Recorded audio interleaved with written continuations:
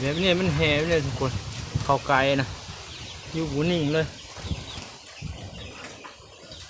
สบายดีFCมาทุกคนเนาะ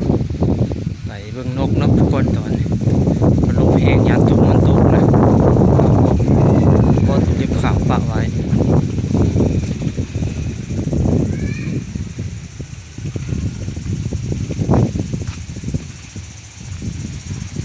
มื้อเช้าก็ไปเกาะเนาะก่อนนกนะ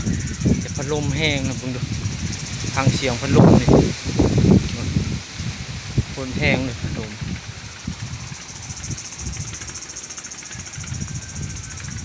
เช้าไปเกาะนกเนาะ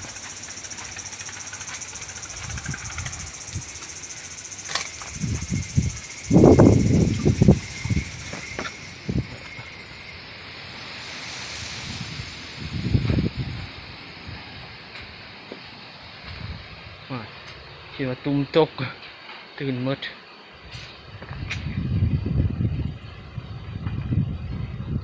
ตัวเล็บขาวในห้องดีเนาะทุกคนแต่ว่ามันยังมันนั่นอยู่ยังแห่อยู่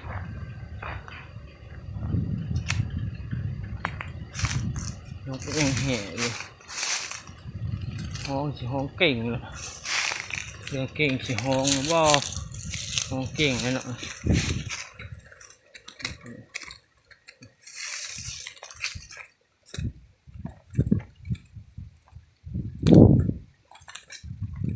ห้องเก่งแต่ว่ายังแห่อยู่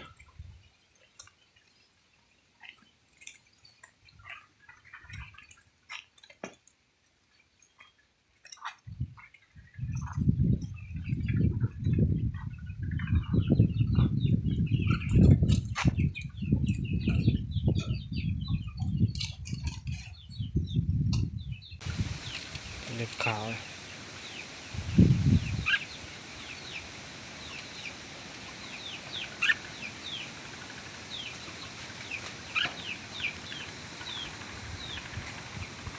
ห้องเก่งเลย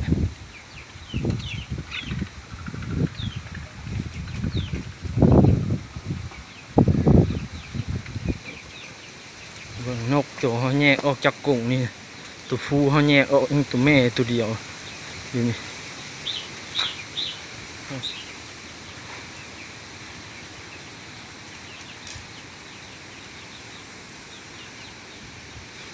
ตัวผู้เขาใส่กรงโตเนาะยังเหลือแต่ตัวแม่อยู่ในกรงนี่ตัวผู้นะโอ้โห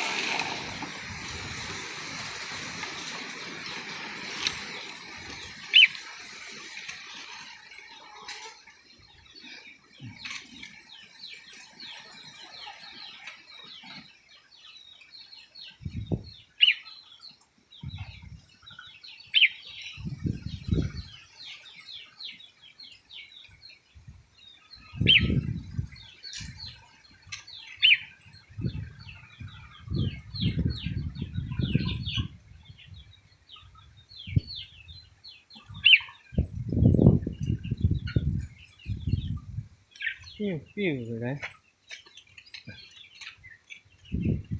ลองมาใส่ตัวนี้บ้างก็เห่ตัวเห่ออกมันลายลองมึงเนาะ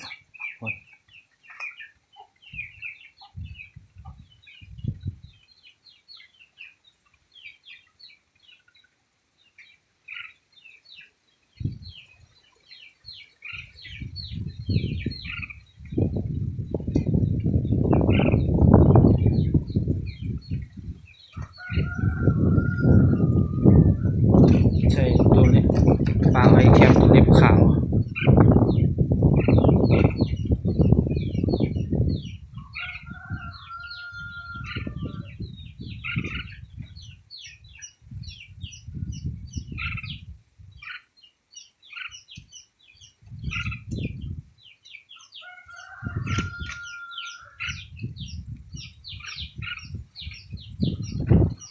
อยู่ในนี่ก็2 ตัวเนาะ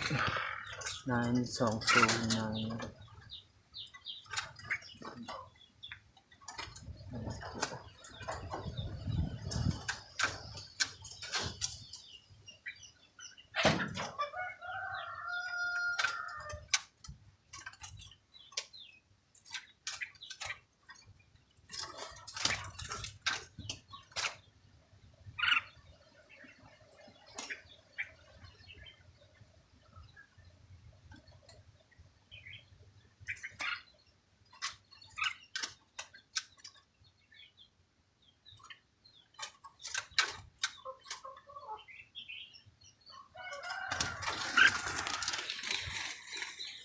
เกาะแล้วก็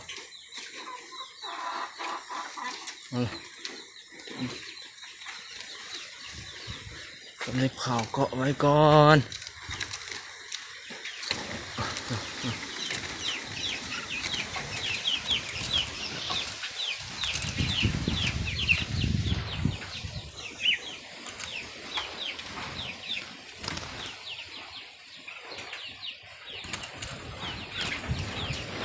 แบบนี้มันแห่เลยทุกคน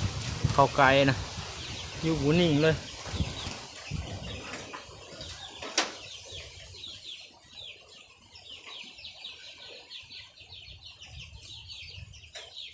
แต่มีวิธีเฮ็ดให้มันคุ้นเนาะบอกหน่อยเด้อพี่ทุกคน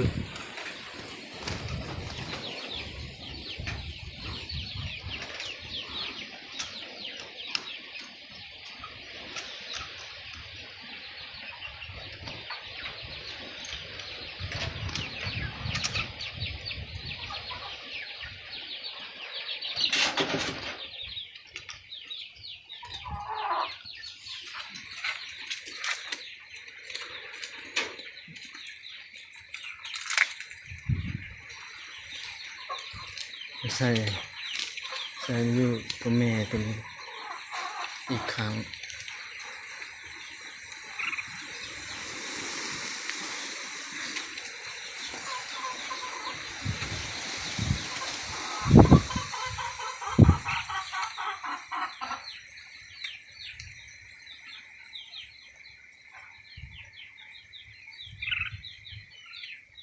เอามันออกมาจากคู่มันนะตัวแม่ยังปะไว้ในกรงมันเนาะกรงใหญ่ตัวนี้ตัวฟูมันตัวคู่มันนะเอามาเฮ็ดนกต่อมื่นแค่ยังพัดลมจึงสิปล่อยมันเข้าบางเทื่อ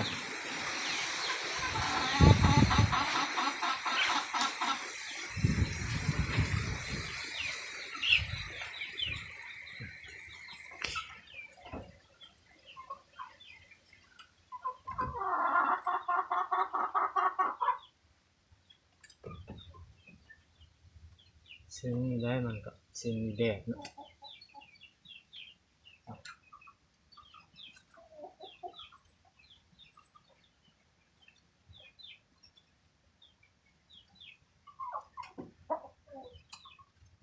แยกตัวผู้ออกเนาะไปเอาไปต่อมือเช้านี่ลมแห้งพวกต่อบ่ได้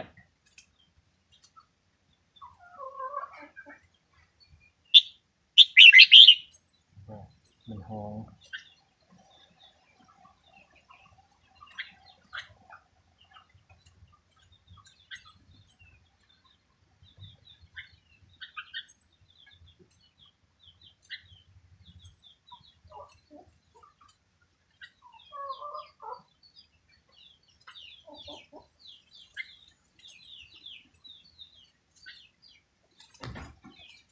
ห้องเสียงคักดีเลยเปรี้ยวเปรี้ยวตรงนี้ห้องเสียงแห้งต่างจากตัวอื่น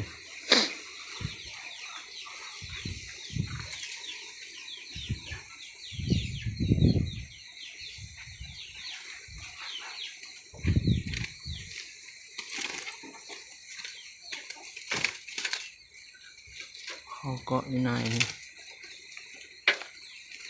มีบนเกาะนะ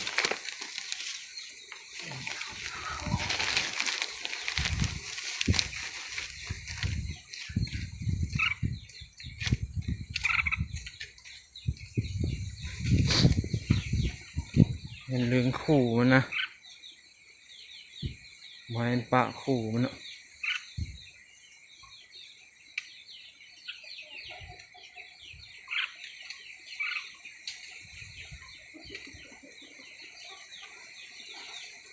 เอาเข้าเลยไล่ออกเนี่ยไล่ออกง่ายสิเอาเข้าเลยเพื่ออากาศดีก็ได้เพื่อมืออากาศดีกว่านี้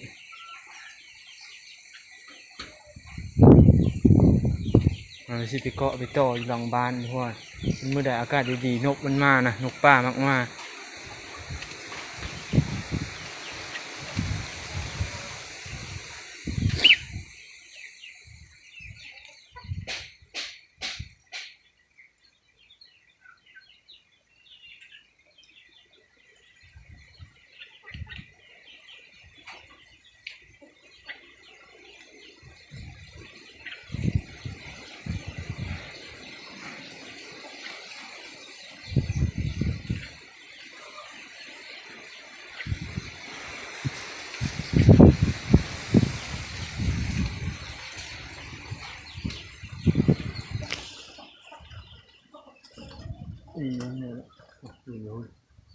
แม่นะ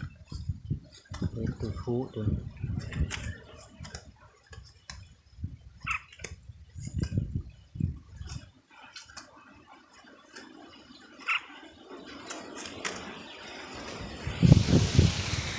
ใครสนใจนกก็ติดต่อเข้ามาได้เนาะ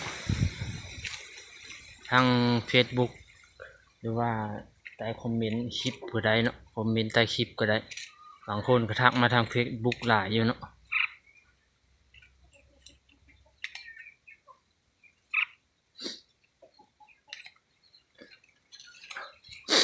อยากออกมันนี่มันห้อง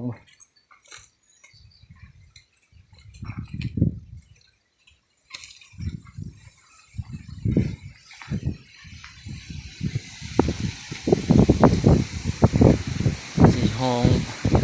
ลมก็คั่วไม่แห้งเนาะพัดลมเนาะ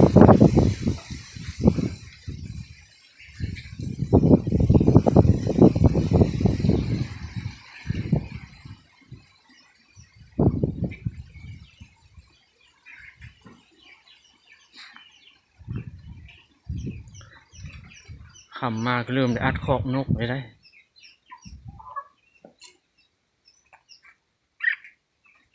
สองตัวนี้ไม่แต่กรอดอยู่ตัวฟูนะลงทีมงานเท่าตัวฟูตัวนี้นี่ทุกคน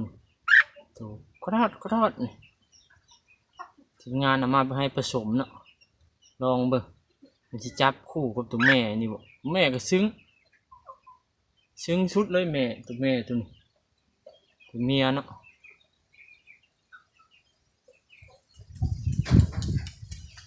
เอ้ามาห่อนี่ก็เอากับสิจบคลิปลงเพียงเท่านี้เนาะทุกคนฝากFCทุกคนแหละเข้ามาเบิ่งก็อย่าลืมกดไลค์กดแชร์เนี่ยเนาะถ้าลุ้นเบิ่งเนาะมึงเผื่อมืออื่นได้ไปต่อนกก็เป็นลุ้นน้ำเดียวเนาะทุกคนเนาะเป็นเกาะก็สิได้เกาะแถวหลังบ้านนี่แหละเป็นพัดลมบ่แห้งนะเป็นพัดลมแห้งก็แล้วแหละเริ่มปลุกนกก็